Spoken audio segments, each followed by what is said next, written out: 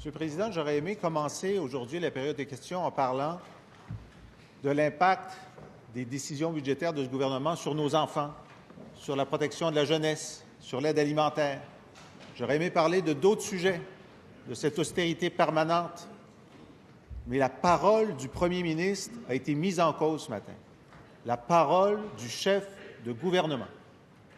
Il y a 2 mois, jour pour jour, se présentant un point de presse pour lequel il s'était préparé soigneusement, le premier ministre a eu la question suivante. Quand vous n'étiez plus en politique, avez-vous eu des rapports avec Marc-Yvan Côté? Le premier ministre a répondu « Je me souviens peut-être de l'avoir croisé une fois, mais c'est tout. » Aucun autre rapport pendant qu'il n'était plus en politique. Ce matin, on apprend que non seulement il avait eu des rapports, mais qu'au moment où Marc-Yvan Côté était l'objet d'accusations nouvelles de fraude, la réaction du premier ministre n'était pas de dire que c'était scandaleux et qu'il ne voulait plus jamais avoir affaire à lui. Sa réaction, ça a été de lui dire « Je suis ton ami et si tu as le goût d'en parler, appelle-moi et si tu veux venir au lac relaxer, la porte est ouverte. » Le premier ministre a les amis qu'il veut. Monsieur le Premier ministre. Monsieur le Président, je vais commencer brièvement, avant d'en venir au corps de la question de mon collègue, par parler des budgets en éducation, pour rappeler à la population que le fait d'avoir des marges de manœuvre nous permet maintenant, avec des injections significatives de fonds dans notre réseau d'éducation, d'engager plus de 1500 personnes de plus pour s'occuper de nos enfants dans les écoles. C'est pas anodin. C'est pas anodin, Monsieur le Président, et 1500 personnes de plus, ça va paraître dans chaque école. Maintenant, quant à la question, je vais répondre très, très clairement. Je n'ai pas rencontré M. Côté à d'autres occasions que celles que j'ai mentionnées. Est-ce qu'on parlait de rapport ou de rencontre? Dans mon esprit, c'était de rencontre dont on parlait. Et il n'y a pas eu d'autres rencontres que celle à laquelle j'ai fait allusion et celle dont j'ai parlé ici il y a quelques semaines, où j'ai demandé à M. Côté de ne pas se mêler de la campagne au leadership que je faisais. D'ailleurs, tout le monde qui a participé à cette campagne pourra vous confirmer que ça a été le cas.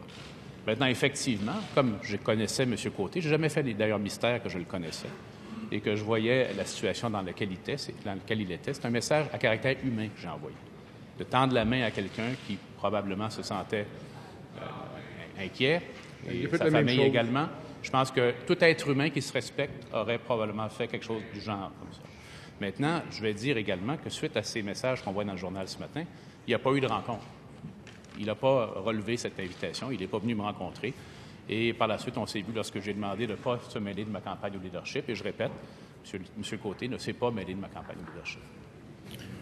Première complémentaire, Monsieur le chef de l'opposition. Le premier ministre est responsable de ses amitiés.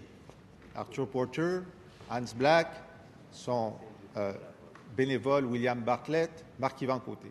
Ce qu'il doit au Québec, c'est la vérité.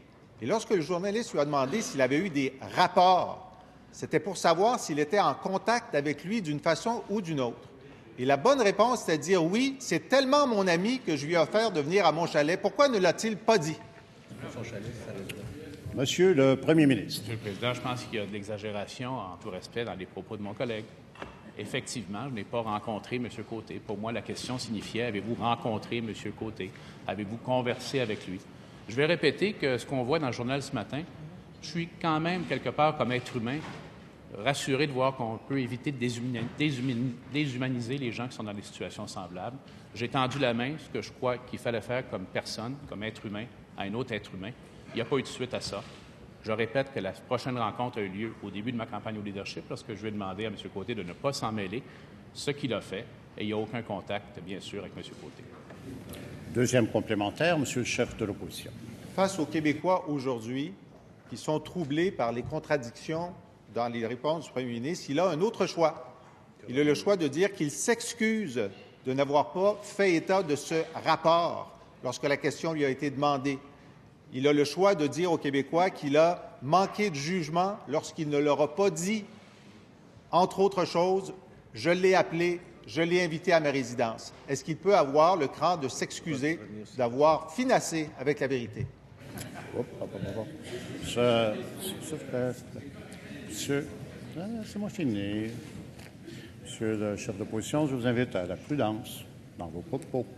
Monsieur le Premier ministre. Bien, je vais laisser, Monsieur le Président, la population juger de cet échange, mais je vais répéter que c'est la vérité que je dis et que j'ai dit, et qu'il n'y a rien là-dedans qui est nouveau ce matin.